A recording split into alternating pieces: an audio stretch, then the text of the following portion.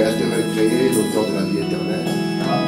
Toi, le donateur de tous les dons, bon parfait spirituel, Seigneur. Voici encore une fois, ce matin devant toi, Seigneur. Nous savons, Père, que quand un homme entre dans ta présence, Seigneur, il sait qu'il n'y a rien au Dieu. C'est pour ça, Seigneur, nous venons ici pour rien devant toi, au Dieu. Mais nous venons, Seigneur, au Dieu, afin que tu puisses nous regarder sur le sang de Jésus-Christ.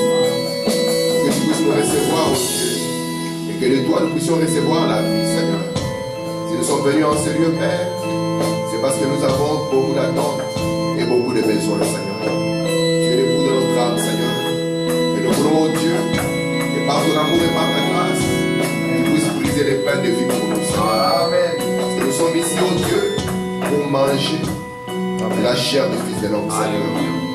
Toi-même, tu as dit, oh Dieu, celui qui ne mange pas ma chair et qui ne boit pas mon sang n'a pas de vie. Seigneur, la première naissance que nous avons connue dans ce monde n'était pas source de vie pour nous, oh Dieu. Mais tu as pourvu pour nous, Seigneur, du pain et du vin, Seigneur. Et nous venons ici, oh Dieu, afin que tu puisses abréver nos âmes, Seigneur, de ta parole, de ta révélation, de ta puissance. De sorte, Seigneur, que sortant de ces lieux, oh Dieu, nous puissions marcher avec frein. Parce que tu as dit, Père, là où il n'y a pas de révélation, le peuple marche sans frein. Mais Père, aide-nous par ta grâce, aide-nous par ton esprit, aide-nous par ta puissance, Seigneur.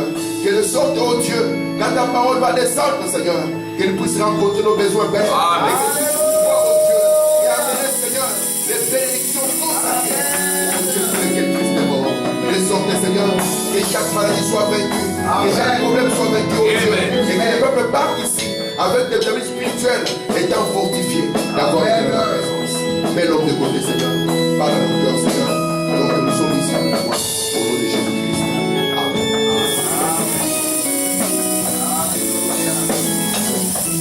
Nous allons nous lever pour lire la parole de Dieu. Oui, Samuel, moi je peux le conduire.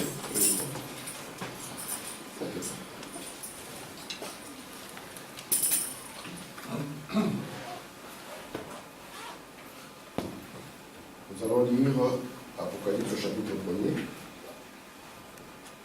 Et nous lirons du premier verset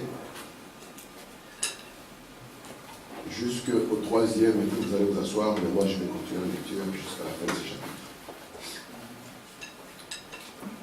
Lisons ensemble la Bible. Apocalypse chapitre 1er. Révélation de Jésus-Christ que Dieu lui a donné pour montrer à ses serviteurs les choses qui doivent arriver bientôt, et qu'il a fait connaître par l'envoi de son ange à son serviteur Jean, lequel a attesté la parole de Dieu et les témoignages de Jésus-Christ, tout ce qu'il a vu. Heureux celui qui lit et ceux qui entendent les paroles de la prophétie, qui gardent les choses qui y sont écrites, car le temps est proche. Vous pouvez t'asseoir. Je vais continuer la lecture. Jean, aux 7 églises qui sont en Asie, que la grâce et la paix vous soient données de la part de celui qui est, qui était et qui vient, de la part des 7 esprits qui sont devant le trône, et de la part de Jésus-Christ, le témoin fidèle, le premier-né des morts, les princes des rois de la terre, à celui qui nous aime, qui nous a délivrés de nos péchés par son sang, et qui a fait de nous un royaume, des sacrificateurs pour Dieu son Père. À lui soit la gloire et la puissance au siècle des siècles. Amen. Amen. Voici, il vient avec les nuées, et tout œil le verra, même ceux qui l'ont percé, et toutes les tribus de la terre se lamenteront à cause de lui. Oui, amen. Amen. Je suis l'alpha et l'oméga, dit le Seigneur Dieu, celui qui est, qui était et qui vient, le Tout-Puissant. Amen. Moi, Jean, votre frère, qui est part avec vous à la tribulation et au royaume, et à la persévérance en Jésus. J'étais dans l'île appelée Patmos, à cause de la parole de Dieu et du témoignage de Jésus. Je fus ravi en esprit au jour du Seigneur, et j'entendis derrière moi une voix forte, comme le son d'une trompette, qui disait, ce que tu vois, écris-le dans un livre, envoie-le aux 7 églises, à Éphèse, à Smyrne, à Pergame, à Thyatire, à Sardes, à Philadelphie et à Laodicée. Je me retournai pour connaître quelle était la voix qui me parlait. Et après m'être retourné, je vis 7 chandeliers d'or. Et au milieu de 7 chandeliers d'or, quelqu'un qui ressemblait à un fils d'homme, vêtu d'une longue robe, et a une ceinture d'or sur la poitrine. Sa tête et ses cheveux étaient blancs comme de la laine blanche, comme de la neige. Ses yeux étaient comme une flamme de feu. Ses pieds étaient semblables à des lérins ardents, comme s'il y était embrasé dans une fournaise. Et sa voix était comme la voix des grandes eaux. Il avait dans sa main droite 7 étoiles. De sa bouche sortait une épée aiguë à 2 tranchants, et son visage était comme le soleil lorsqu'il brille dans sa force. Quand je le vis, je tombais à ses pieds comme mort. Il posa sa main sur moi, sa main droite, il posa sur moi sa main droite en disant, « Ne crains point, je suis le premier et le dernier. » Et le vivant, j'étais mort, et voici je suis vivant au siècle des siècles. Je tiens les clés de la mort et du séjour de mort. Écris donc les choses que tu as vues, et celles qui sont, et celles qui doivent arriver après elles. Le mystère de cette étoile que tu as vue dans ma main droite, et de cette chandelier d'or, les 7 étoiles sont les anges de cette église, et les 7 chandeliers d'or sont les 7 églises. Amen. Amen. Que Dieu ajoute une bénédiction à la lecture de sa parole. Amen. Nous remercions beaucoup le Seigneur de la présence de chacun. Amen. Et nous disons merci d'être là. Amen. Parce que si vous n'êtes pas là, il n'y a pas de réunion. Bonsoir, Esther. Il n'y a pas de réunion. Si vous n'êtes pas là, il n'y a pas de ministère. Si vous n'êtes pas là, il n'y a pas de Dieu en action. Amen. Amen. Donc, comme vous savez, depuis le dimanche passé, nous sommes revenus sur notre sujet. Et nous avons intitulé la venue du Seigneur. Nous l'avions apporté selon plusieurs angles. Alors, je tenais à finir celui-ci, parce que je ne finis jamais. Je tenais quand même à finir ce sujet. Et pour essayer d'appuyer un peu cette pensée, j'ai senti cette inspiration sur moi de pouvoir étudier ensemble les livres d'Apocalypse. Amen. Et comme nous l'avons introduit la fois passée, moi je n'étais pas là, la sœur Juliette n'était pas là, donc je vais essayer de revenir un tout petit peu. Nous avons essayé de montrer l'importance des livres d'Apocalypse. Nous avons dit, en lisant William Branham, que les livres d'Apocalypse étaient les plus officiels de tous les livres de la Bible. Et dans l'Ancien Testament, nous avons vu comment Dieu, de ses doigts, avait écrit les lois sur les tables de pierre. Et nous avons compris que dans le Nouveau Testament, Dieu aussi a écrit un livre. Et ce livre, c'est le livre d'Apocalypse. Nous avons compris que c'est un livre qui est craint. Un livre qui n'est pas touché. Un livre qui est souvent délaissé. À raison peut-être. Mais, il y a une bénédiction qui est liée à ce livre. Où Dieu a dit, béni soit celui qui lit et qui entend, qui garde les paroles de ce livre. Il y a même une malédiction par rapport à ce livre, où on dit à la fin, celui qui en retranchera quelque chose, Dieu retranchera sa part du livre de vie. Et si nous sommes l'église de Jésus-Christ, nous ne pouvons pas laisser ce livre de côté, non. Amen. Parce que ce livre est une bénédiction pour nous si nous la lisons. Amen. Et donc, notre sujet, c'est le livre d'Apocalypse. Et ce dont je vais parler aujourd'hui, c'est le chapitre 1er du livre d'Apocalypse. Peut-être que je ne vais pas tout parler, mais je vais insister sur le chapitre 1er parce que vous allez voir au cours de notre progression, il y a beaucoup d'éléments qui vont nous accompagner et qui sont dans le chapitre 1er. Amen. Je vais essayer de lire d'abord les 3 premiers versets. Et par rapport à ces 3 premiers versets, ce que je vais essayer de faire, c'est de relever certains points importants. Et puis après, nous allons prendre chaque détail qu'il y a dans le chapitre 1er. Regardez ce que nous avons lu ensemble. Le chapitre 1er nous dit révélation de Jésus-Christ. Et moi, j'ai souligné cela en gras pour attirer votre attention. Donc ici, nous sommes en train de parler de la révélation de Jésus-Christ. Parce que nous avons dit que le mot apocalypse signifie révélation. Le mot apocalypse ici ne signifie pas catastrophe, mais signifie dévoilement ou signifie révélation. Mais nous pouvons quand même nous poser une question. Mais de quelle révélation de Jésus il s'agit quand même? Amen. Parce que nous sommes censés connaître Jésus. Amen. Nous savons que Jésus est né à Bethléem. Nous savons que Jésus a vécu là-bas à Nazareth et tout, et puis il avait commencé son ministère aux environs de 30 ans. Mais ici, nous voyons que Dieu vient encore et nous parle de ce point-là, révélation de Jésus-Christ. Et nous allons dire, mais de quoi il s'agit? Qu'est-ce que Dieu veut nous dire? Et j'ai dit que la phrase qui suit est un nœud. Il faut que nous puissions délier. Parce que cette révélation, c'est Dieu qui lui donne. Parce que je vous ai dit qu'ici, nous croyons, c'est ce que j'ai dit. J'espère que tu crois que Jésus est Dieu. Amen. Alors comment encore Dieu va lui donner la révélation s'il est Dieu? J'ai parlé avec un pentecôtiste, il aime beaucoup m'envoyer des versets. Il m'envoie des versets, j'aime bien ça. C'est un ami, il m'envoie des versets, je dis amen au verset. Et puis, il m'a envoyé un texte en me disant, si tu aimes le Seigneur, arrête-toi, prends ces messages, envoie-les à 20 personnes, sinon, tu auras une catastrophe dans les 7 ans, ou bien tu seras béni dans les 7 jours. Je lui ai écrit, frère, continue à envoyer les versets, pas des messages comme ça. Et puis après, quand nous avons parlé, je lui ai proposé ces versets. Il dit, as-tu déjà fait attention à ceci? Révélation de Jésus-Christ. Est-ce que tu crois que Jésus est Dieu? Il a dit Amen. Et Dieu lui a donné. Je dis, ces versets annulent la divinité de Jésus. Alléluia. Ah, il a dit, ah frère, je dois attendre d'abord que Dieu me donne la révélation pour que je puisse te répondre. Je dis, tu es quand même prudent, que Dieu te bénisse. Amen. Mais ici, nous sommes en train de parler de la révélation de Jésus. Mais de quoi il s'agit? Regardez, révélation de Jésus-Christ que Dieu lui a donné pour montrer à ses serviteurs. Montrer quoi? Des choses qui doivent arriver. Donc il ne s'agit pas de quelque chose dans le passé. Mais il pointe quelque chose qui vient dans le futur, qui doit arriver bientôt.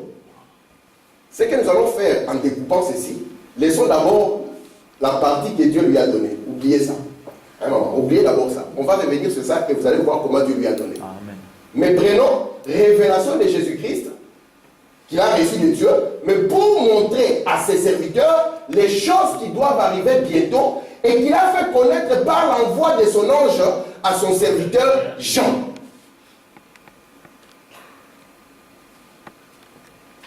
La révélation de Jésus.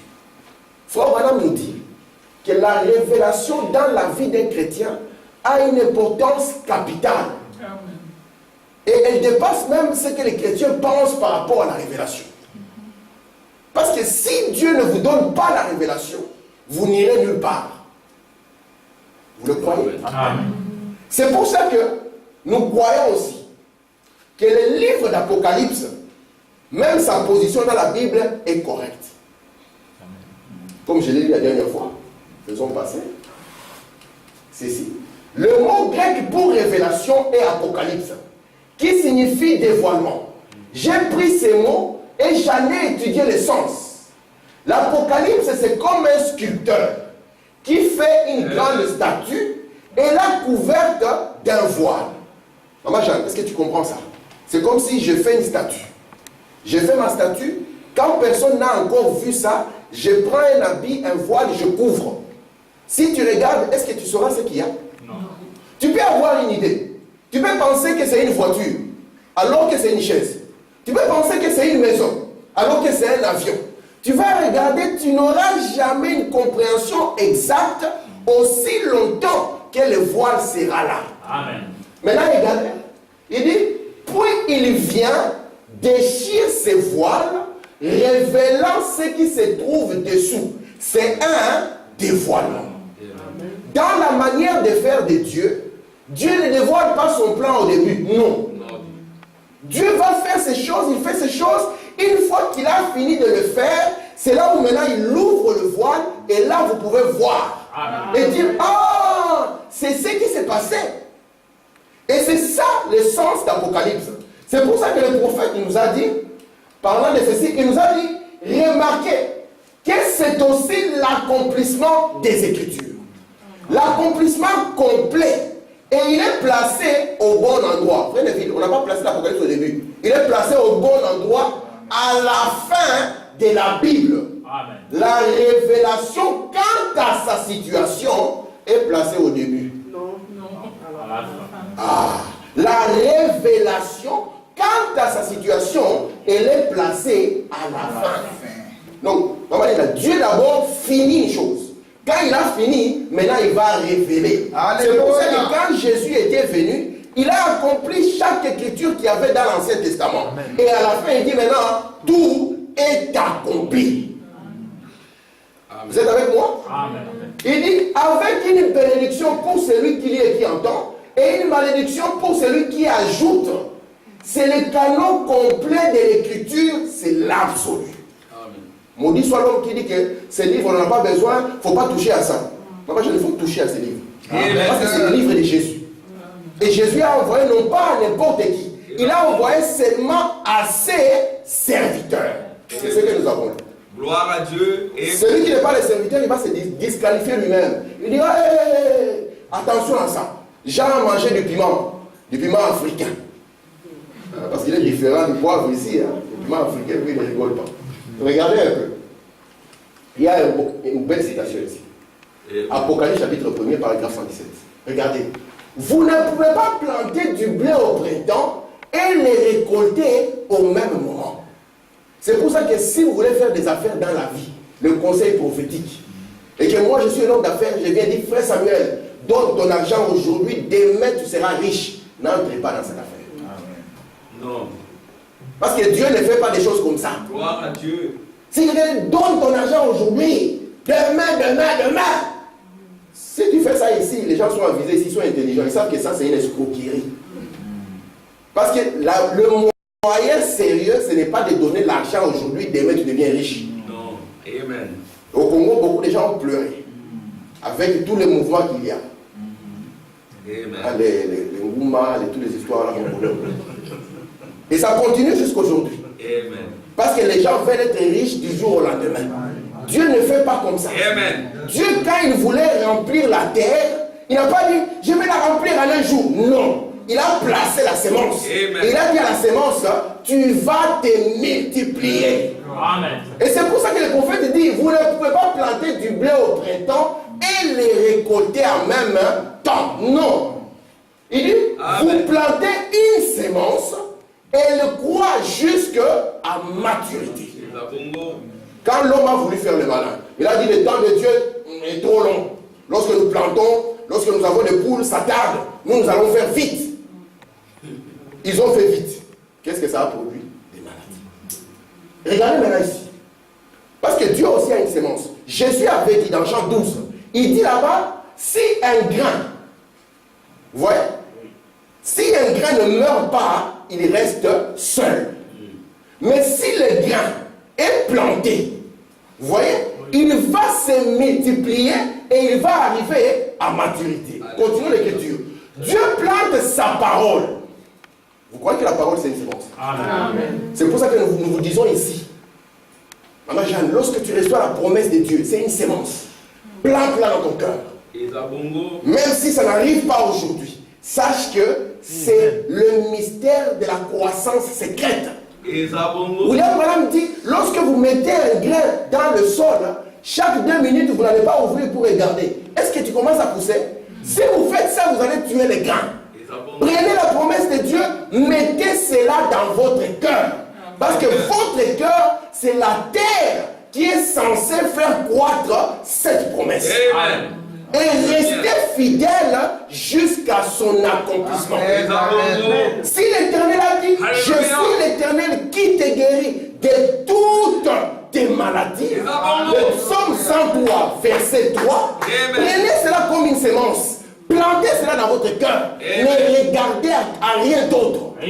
Vous savez, quand un éleveur ou bien un agriculteur passe devant son champ, quand il sait que la sémence est à l'intérieur, même s'il n'y a pas de feuilles, il vous dira, c'est mon champ de maïs. Vous allez dire, mais il n'y a rien. regarde, il dit c'est les champs de maïs. Parce que lui, par la foi, il voit ce que vous n'avez pas encore vu. Amen. Il sait que si la semence est correcte, si la terre est bonne, si la saison est bonne, cette semence doit se reproduire. Amen. C'est pour ça que nous voulons que la promesse de Dieu, nous la gardons dans notre cœur. Et regardez maintenant ici, il dit, elle croit jusqu'à maturité. Dieu plante sa parole. Et celle-ci croit jusqu'à son accomplissement. Écoutez maintenant.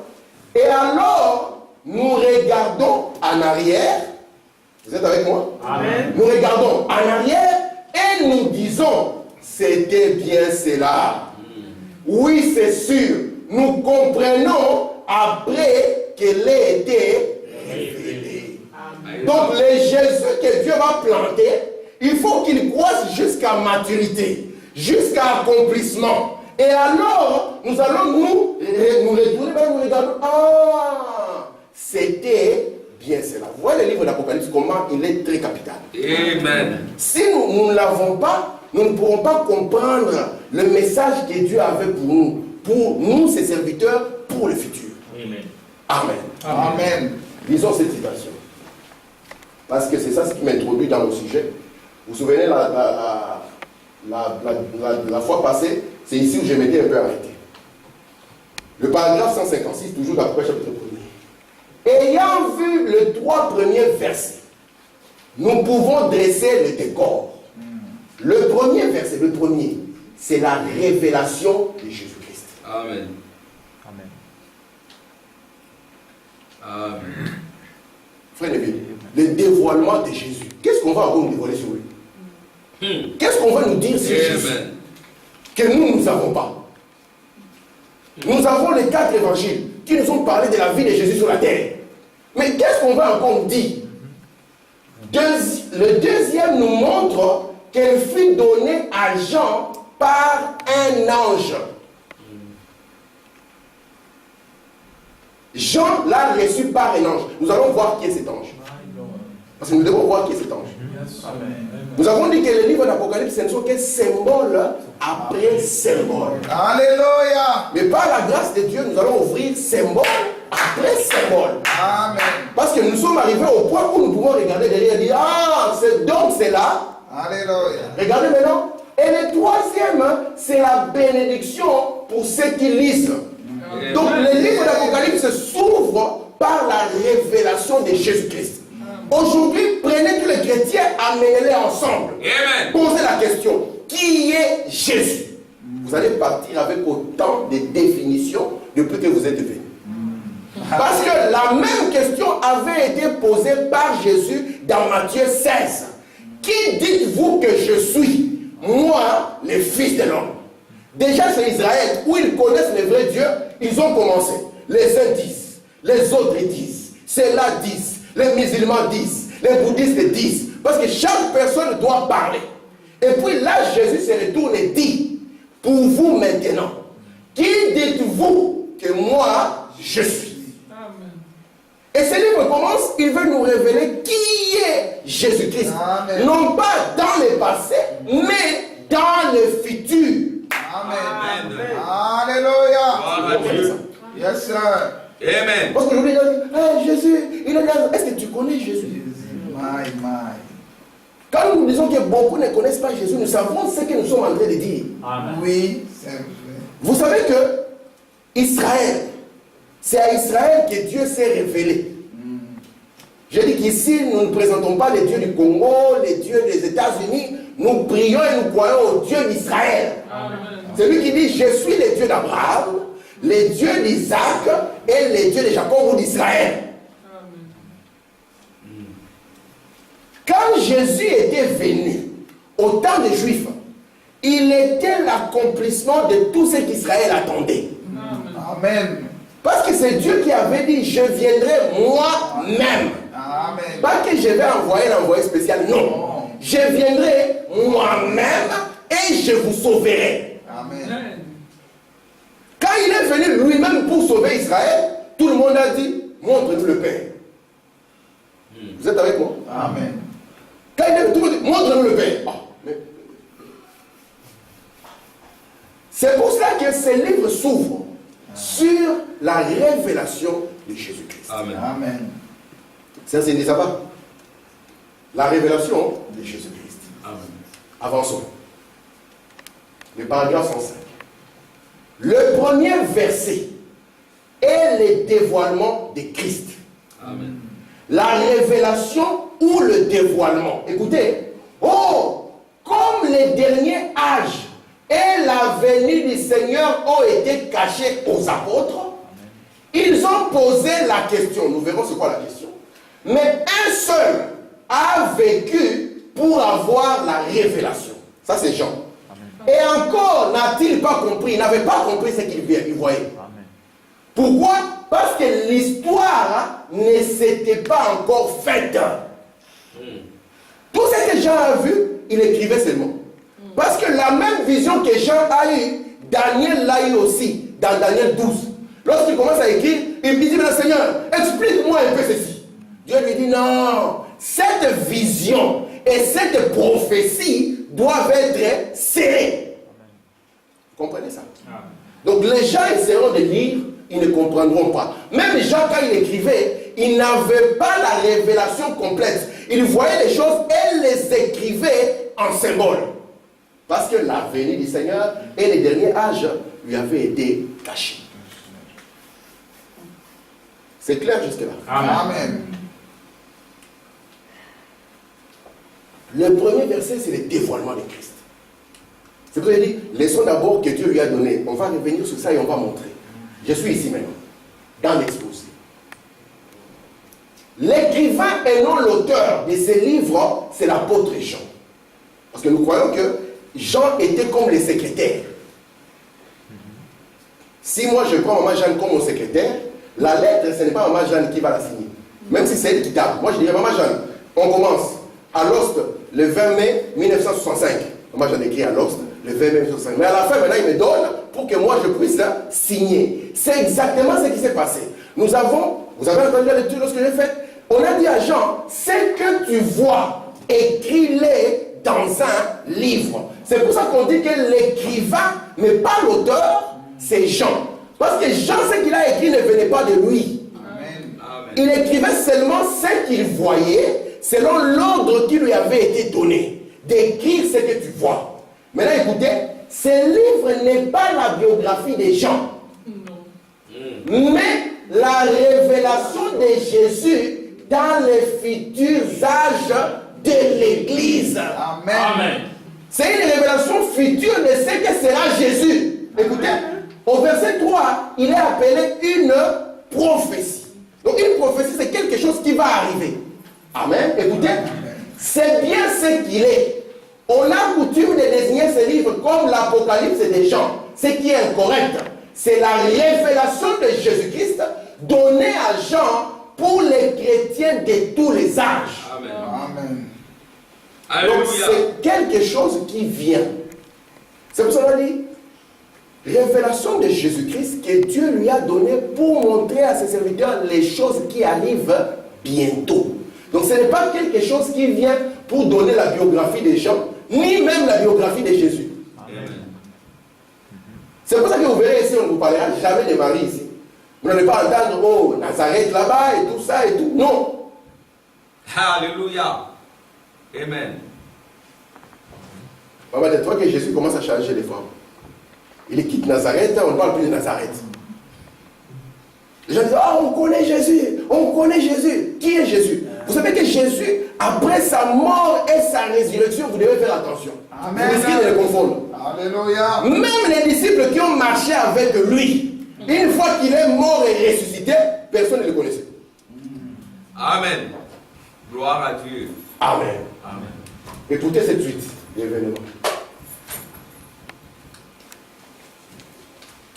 Ok. Je prends ici. Ok. Écoutez ici. Dans Apocalypse du chapitre 1, paragraphe 109. Ce n'est pas l'histoire de sa vie, donc de la vie des gens, mais l'histoire de Christ dans les âges futurs. Vous voyez? C'était une prophétie. Il ne s'agit pas de la vie des gens, ni de la vie de Christ, mais d'une prophétie concernant un un âge à venir. Ce n'est pas une prophétie donnée par lui, mais la glorification solennelle du Seigneur. Amen. Amen. C'est Lina, si tu te poses la question, qu'est-ce que Jésus est devenu? Ça va devenir encore compliqué. Amen. Alléluia. Les autres diront, il est monté, il s'est assis à la droite de Dieu. Donc si vous regardez sur le trône de Dieu, vous verrez le Père et à sa droite son Fils. Et où est le Saint-Esprit? Le Saint-Esprit est descendu sur la terre. Le langage biblique est dangereux quand vous n'avez pas un prophète. C'est vrai. Et je vous ai dit, un prophète, ce n'est pas seulement un monsieur qui est là pour attraper les sorciers. Non, ça c'est les Congolais. Un prophète, son rôle, c'est venir avec un message. Alléluia. Les prophètes du Congo, ils attrapent seulement les sorciers. Tout ce qui ça va attraper, qu'est-ce ça? Parce que ça fait partie de leur culture et de leur coutume. Ce sont des prophètes coutumiers. Mais un prophète parole, il doit venir avec un message. Lorsque Jean chapitre 1er dit, au commencement était la parole. La parole était avec Dieu et la parole était Dieu. Est-ce qu'on a de Dieu? Non. Donc il y avait la parole là et il y avait Dieu là. Ça c'est le langage de Dieu. Et si vous n'avez pas un prophète, vous allez mourir. Parce que le Dieu que nous présentons ici, c'est le Dieu d'Israël. Amen. Vous êtes avec moi? Amen. Maintenant, la parole était avec Dieu. Explique-moi ça. Et la parole était Dieu. C'est pour ça que nos amis, les catholiques, je n'ai rien contre. Moi-même, je viens de ça. C'est notre maison mère qui nous a formés. Ou bien qui nous a déformés. Je ne sais pas. Alors, remarquez, lorsque les catholiques ont vu que ça devient difficile de parler de la divinité, ils ont dit, nous allons simplifier l'affaire. Et en simplifiant l'affaire, qu'est-ce que nous allons faire? Nous allons dire qu'il y a 3 personnes en Dieu. Comment j'en ai? Amen. Parce que le Dieu que nous présentons, c'est le Dieu d'Israël. Et imaginez un peu, le mot Trinité n'existe pas dans la Bible. Vous ne verrez jamais ça. Si c'était si important que ça, les apôtres n'allaient pas connaître ces mots. Le mot Trinité.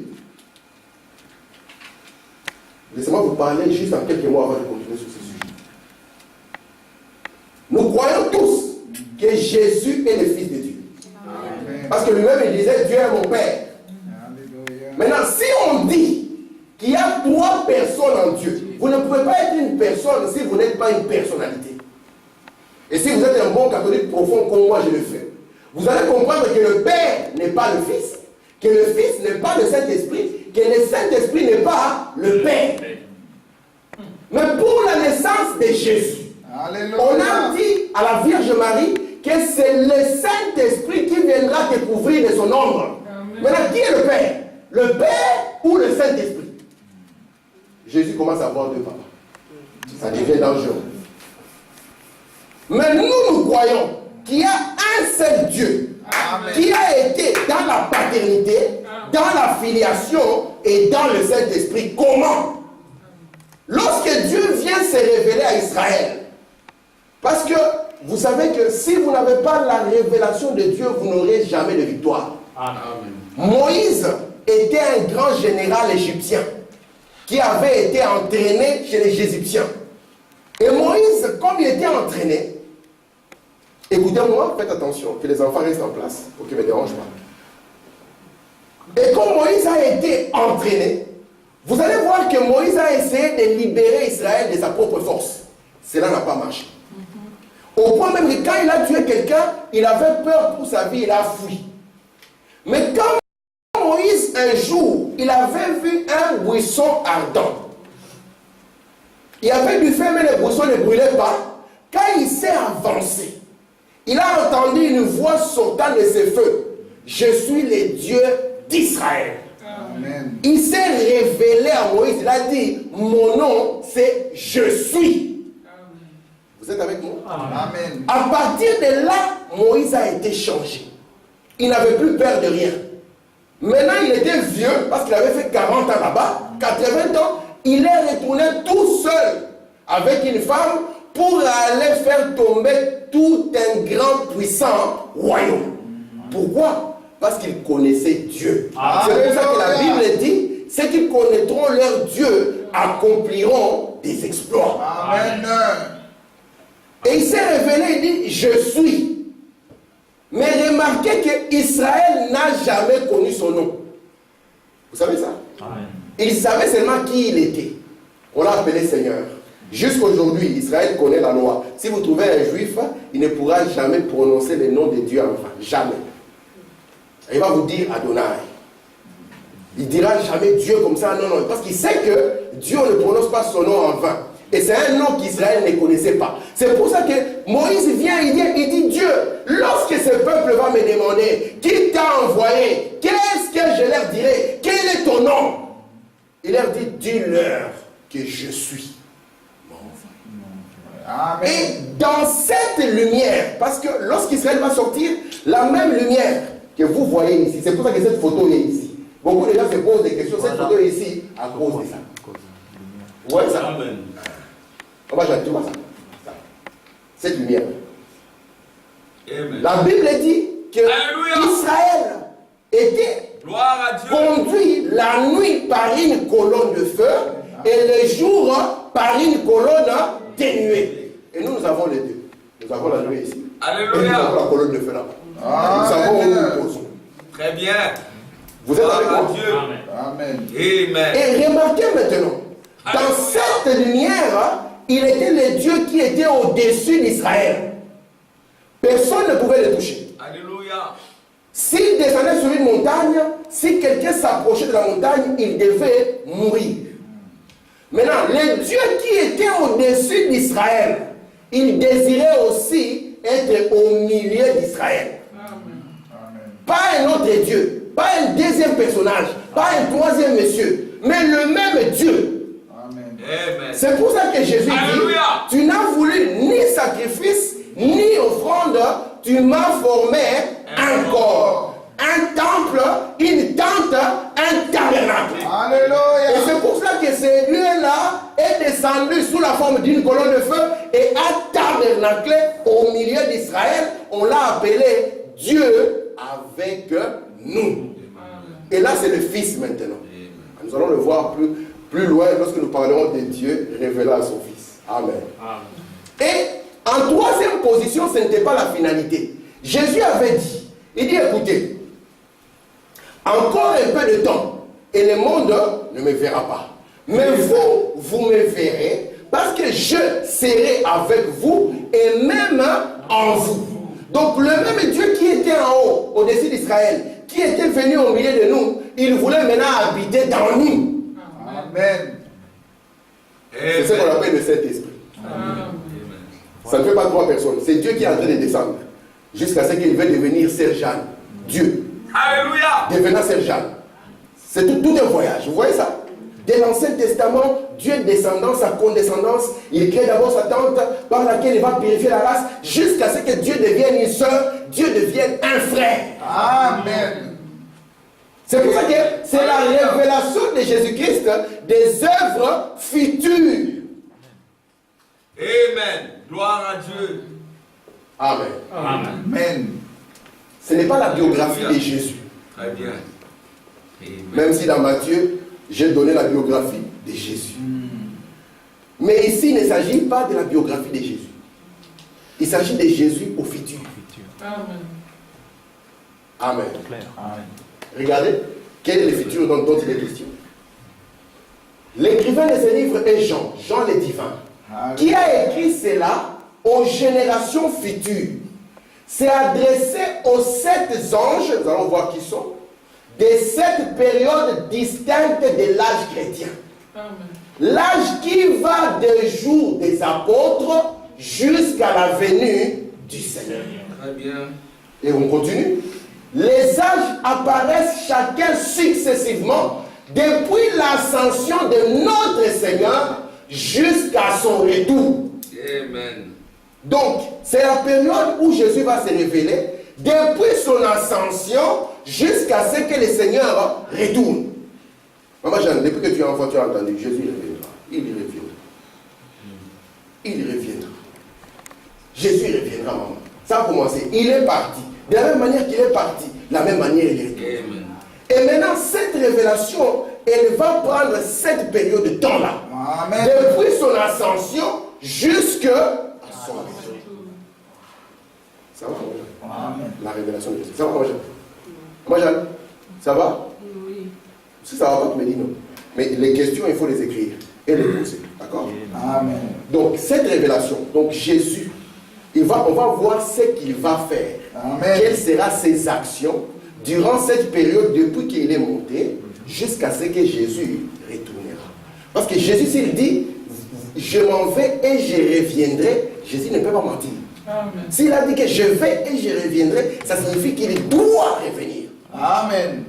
Donc maintenant, cette révélation ici montrera les actes ou le travail qu'il va faire depuis qu'il est parti jusqu'à ce qu'il revienne. Maman, c'est bon? Maman, c'est bon? Ok.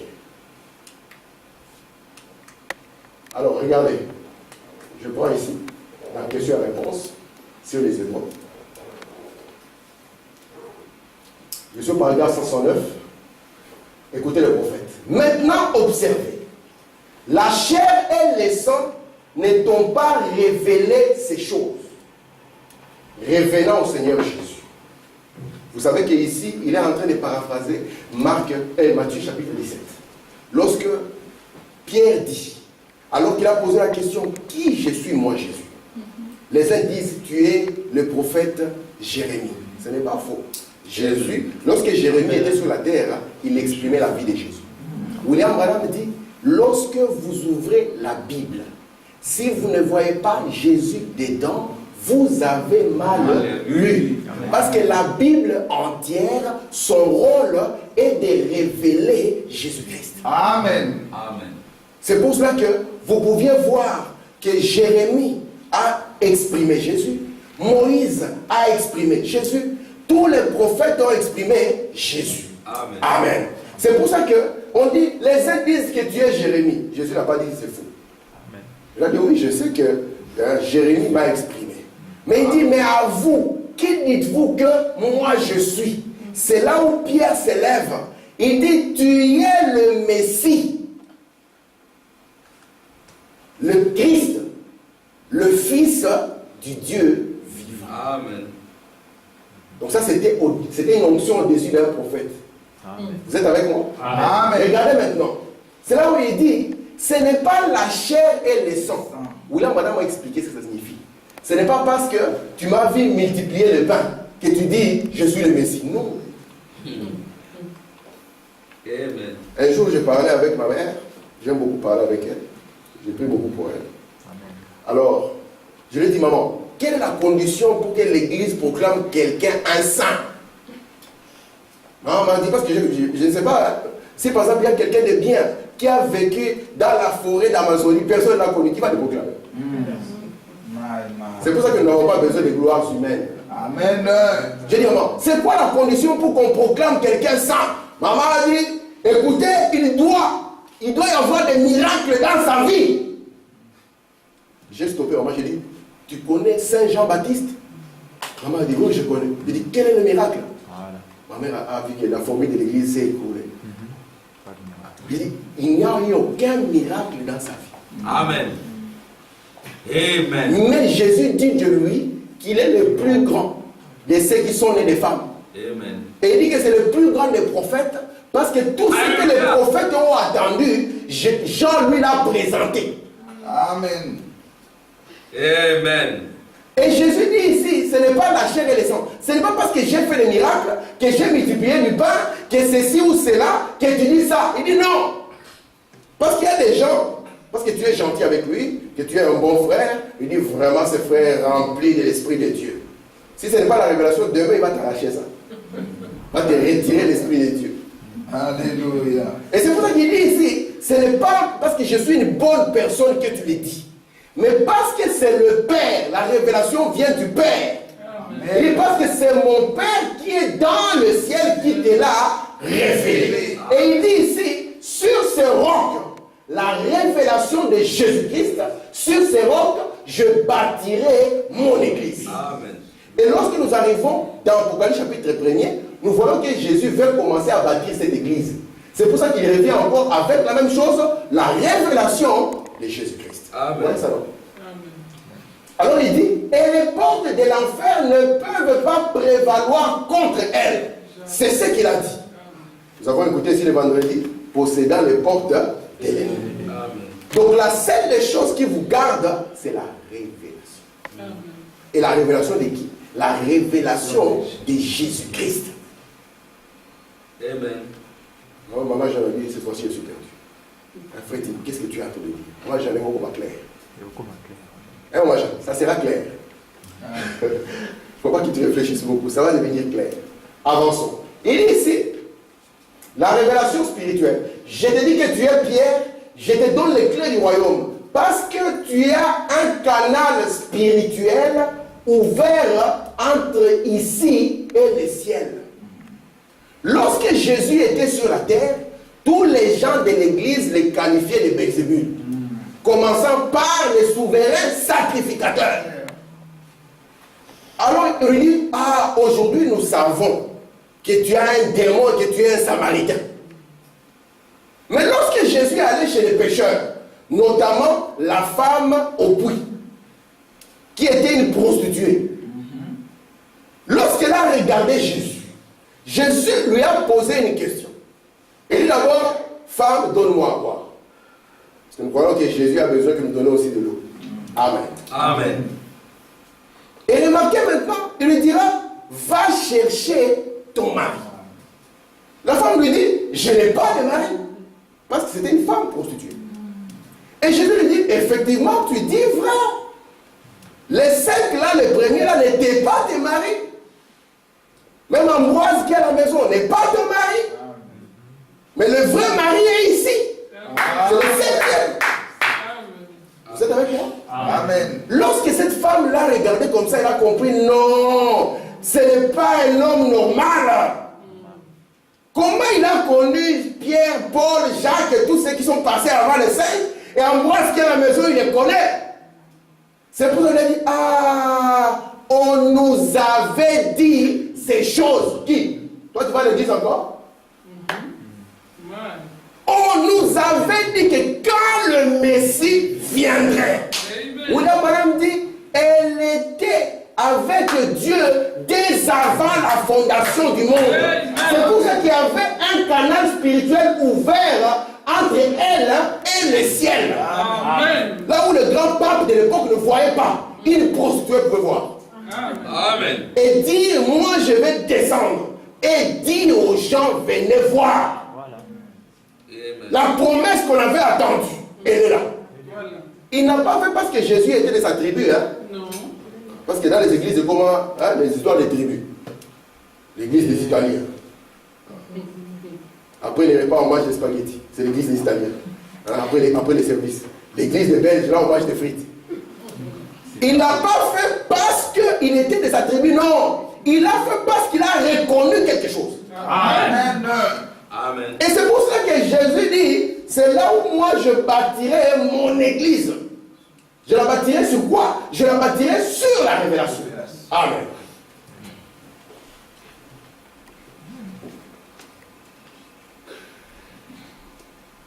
Merci Seigneur. Regardez.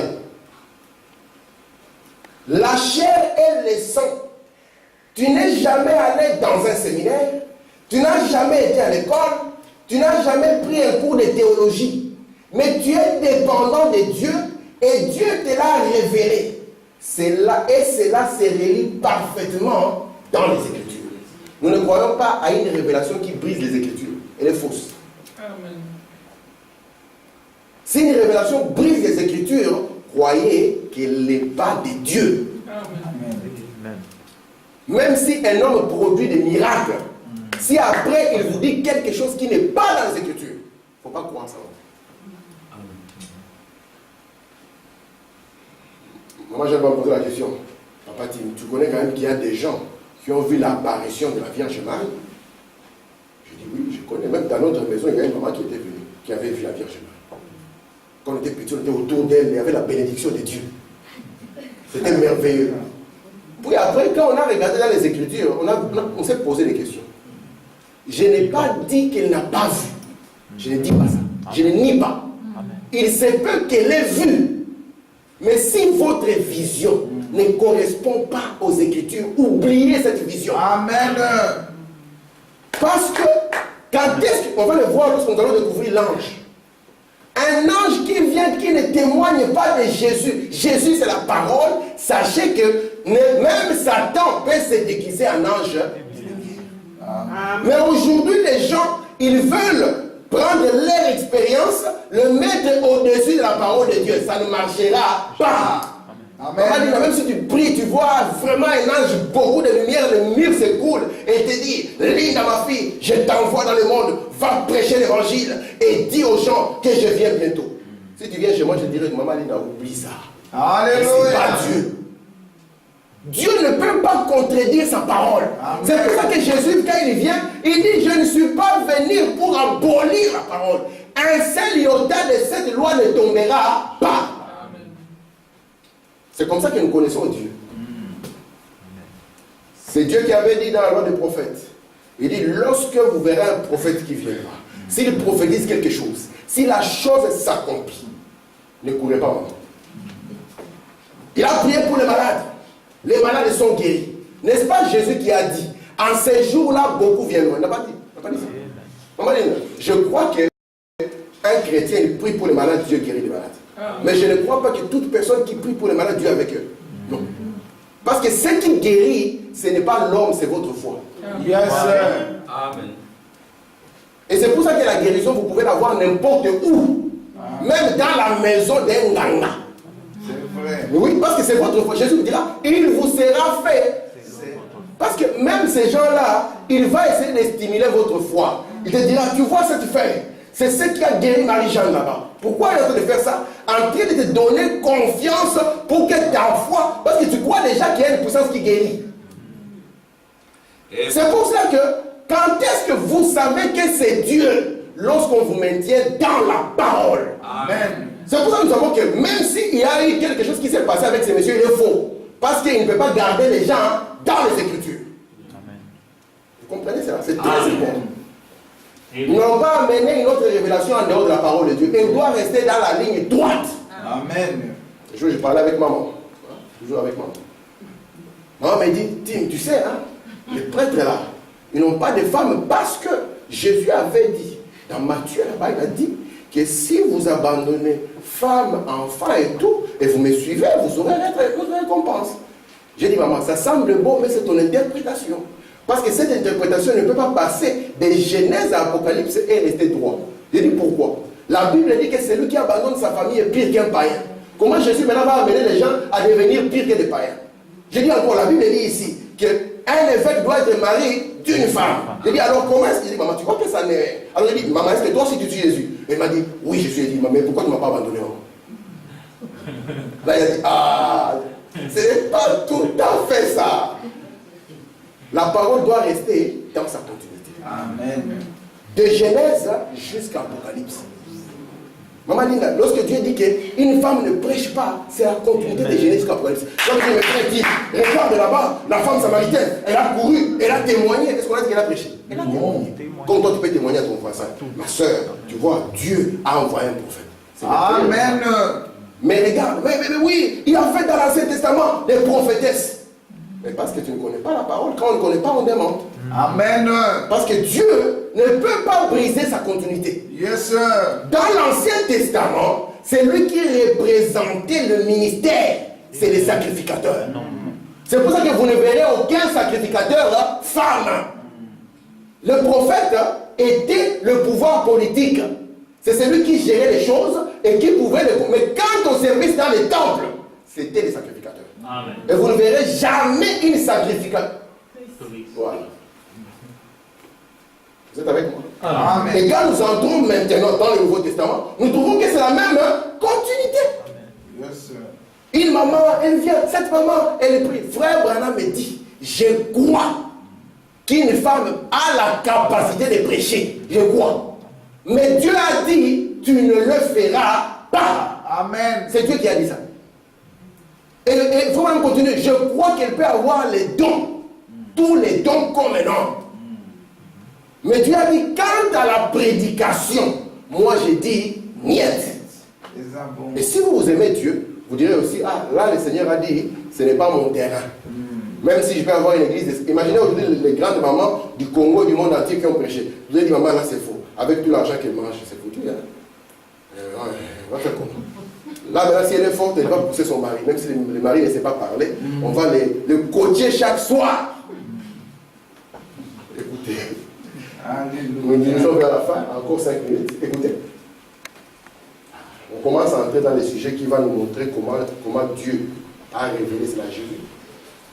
Quand notre Seigneur était sur terre, les disciples lui ont demandé, Seigneur, est-ce en ces temps que tu rétabliras le royaume d'Israël? Vous voyez la question. Amen. Ils étaient sous la domination des Romains. On les frappe. Oh. Il revient comme ça. Il a commencé avec le pain. Un soldat romain a arraché le pain. Et puis quand il arrive à l'église, Jésus leur dit, ah, vous êtes bénis, le royaume est au milieu de vous. Il y a de quoi devenir malade, hein? Comment ça, le royaume, alors qu'on a enterré quelqu'un hier, on a frappé quelqu'un là-bas, et tout. Et puis ils sentent qu'ils sont excédés. Seigneur, est-ce qu'en ces temps-ci que tu rétabliras le royaume, pour que nous puissions frapper aussi les Romains? Surtout le voisin romain, là, lui, je lui dis, attends, les jugements arrivent, tu vas voir. J'ai vu ça avec des frères, un homme qui passe dans la voiture, et ils sont à pied. Alors, il y a l'eau qui se soulève sur leurs habits.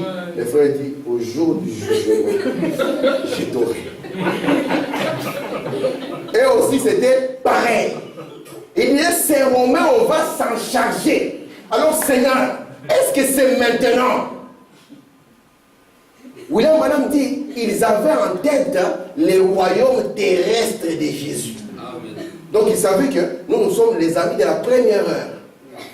Sœur Lina, on te disait de venir suivre Jésus qui est en train de refuser. Quand je serai bourgmestre, il ne faut pas venir chez les papiers. Ils étaient en train de penser comme ça.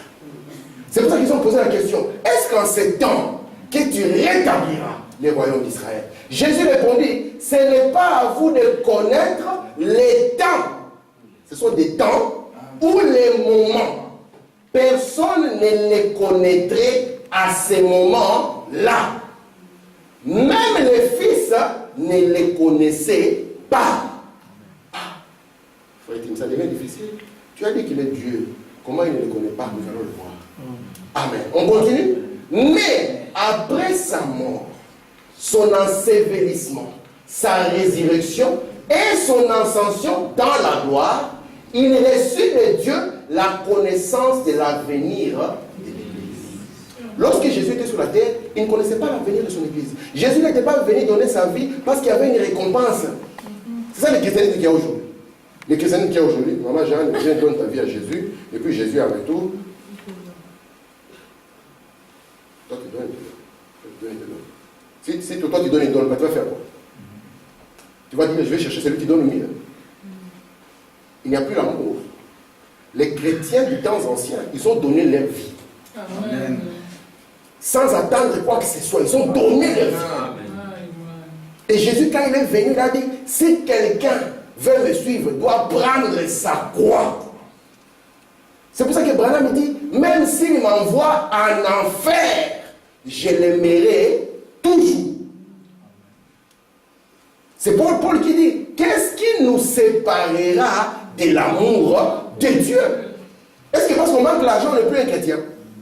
Vous êtes le premier chrétien qui manque l'argent. Jésus n'avait même pas de maison. Vous avez une maison. Jésus n'avait même pas de lit. Vous avez, il n'avait même pas de coussin. Vous avez un coussin moelleux en plume de canard. Jésus n'avait rien. Amen. Mais qu'est-ce qui nous séparera de l'amour de Dieu? C'est pour ça qu'il dit ici, il a reçu, après cela, c'est là où il a reçu la connaissance de l'Église. Nous allons voir comment il a reçu la connaissance de l'Église. Et alors, il est revenu apporter ce message à l'Église. Le message de sa venue et l'état de ces églises tout au long des âges. C'est pour ça qu'on a dit, ce que tu vois, écris-le dans un livre, envoie-le aux 7 églises. Vous comprenez ça? Amen. Il ne s'agit pas de la biographie de Jésus. Parce que Dieu, Maman Jeanne, si tu vois un homme, il vient devant toi, il dit, je suis un prophète. Il entre en transe, il transpire, et puis il te dit, ah, car je t'ai tant aimé, que j'ai été envoyé Jésus, sache que c'est une aventure. Pourquoi? Parce que Dieu ne répète pas ce qui est déjà écrit. Amen. Pourquoi il va faire ça? Si c'est déjà écrit, tu as la Bible pour le savoir. Tu as les prédicateurs pour te le prêcher. Amen. Tu n'as pas besoin que quelqu'un entre en transe pour qu'il puisse te dire ce que Jean 3,16 dit. Mais si c'est quelqu'un qui vient de Dieu, il te dira, maman, j'en fais attention. Ne prends pas les bus que tu prends. Parce que ces bus, ça va se cracher. Toi, tu prends le métro aujourd'hui, tu fais un changement là-bas et tu rentres à la maison. Et tu vas voir effectivement que le train va se cracher. Mais une fois qu'il ne te prêche pas comme ça, il ne faut pas donner toute ta confiance à toi. Il faut maintenant voir, est-ce qu'il va me conduire dans les Écritures. Alléluia. Moi, ça te dit, maman Jeanne, c'est l'hiver, mets les pantalons. Elle dit, ça ne sent pas. Là. Ça a une autre opportunité. Alléluia. Si les gens étaient comme ça, on serait loin. Amen. Parce que les dons et les appels là, sont sans répondre. Amen. Si Dieu vous a donné un don de guérison, ça fonctionnera que vous soyez adultère ou pas. Ça marchera. C'est pour ça que Jésus a dit, en ces jours-là, beaucoup viendront. Ils diront, n'ai-je pas fait ceci? Jésus n'a pas dit que vous ne l'avez pas fait. Mais il a dit, je ne vous ai jamais connu. Parce que vous êtes ouvriers d'iniquité. Vous êtes là? Amen. Donc, la connaissance que Jésus va avoir, hein, c'est la connaissance de l'avenir, de son Église. Exactement comme Adam. Adam, quand il était... Parce que quand Jésus était sur la terre, son Église était en lui. Vous savez ça? Amen. Son Église était en lui. Comme Adam, quand il était sur la terre, Ève était là-dedans. Je ne sais pas qu'on a ouvert là-bas pour tirer. Pour qu'Ève sorte. On a ouvert là. On a tiré comme ça. Avec son os là, hein, et puis tout ça, on a formé Ève. Et Jésus à la croix, vous voyez comment on l'a percé? C'est là où l'Église est sortie pour être manifestée. Amen. Exactement. Mais vous allez voir que même Adam, avant le grand sommeil, hein, il n'avait pas la connaissance de Ève. Mais après son grand sommeil et son réveil, Adam a vu Ève et il a dit, celle-ci est chair de ma chair, os de maison, on l'appellera femme. Comprenez? Femme qui signifie église. Comprenez ça? Alors que j'ai presque fini, donnez-moi encore juste une minute et j'ai fini. Ok. Alors, on commence à entrer dans le chapitre Dieu donnant. Vous avez compris ce que c'est la révélation de Jésus-Christ. C'est que c'est Jésus qui révèle son travail, ce qu'il va faire dans le futur. Amen. Regardez. Dans le premier chapitre, paragraphe 82. Il ne pouvait pas le faire avant sa mort, son ensevelissement et sa résurrection, car il ne les connaissait pas encore. Mais avez-vous remarqué ce que l'Écriture dit? Révélation de Jésus-Christ que Dieu lui a donné à Christ. Ainsi, Dieu le Père, j'aime bien ça, a donné la révélation à son Fils Jésus-Christ. Il a envoyé son ange en Jean pour indiquer les choses qui étaient, qui sont et qui seront. C'est admirablement exposé. Or, dans cet âge glorieux qui vient, que Jean a vu, cette révélation lui a été donnée uniquement pour dévoiler les desseins particuliers de Christ, ce qu'il serait, quelle serait son apparence dans chaque âge. Amen. C'est bien ça, hein? Gloire à Dieu. Quelle serait son apparence dans chaque âge? Amen. Donc ça devient Alléluia. troublant. Et c'est pourquoi j'ai dit ce matin, gardez votre pensée fixée sur la vraie Église. Amen. La vraie Église commence le jour de la Pentecôte. Lorsque vous avez vos yeux fixés sur la vraie Église, vous verrez Jésus. Amen. Parce que vous connaîtrez non pas simplement ce qu'il était, mais ce qu'il serait et quelle sera son apparence. Amen. Amen. Gloire à Dieu. Son apparence. Quelle sera son apparence dans chaque âge? Nous allons voir son apparence dans chaque âge. Amen. Comment Jésus apparaît. Les autres aujourd'hui, les gens peuvent chasser Jésus sans le savoir. Ouais. Il y a un homme un jour qui a dit, Seigneur, il faut que tu viennes manger chez moi. Amen. Seigneur, toi tu as promis que quand on t'invite, tu viens. Seigneur, viens manger chez moi. Amen. Dieu n'a pas refusé.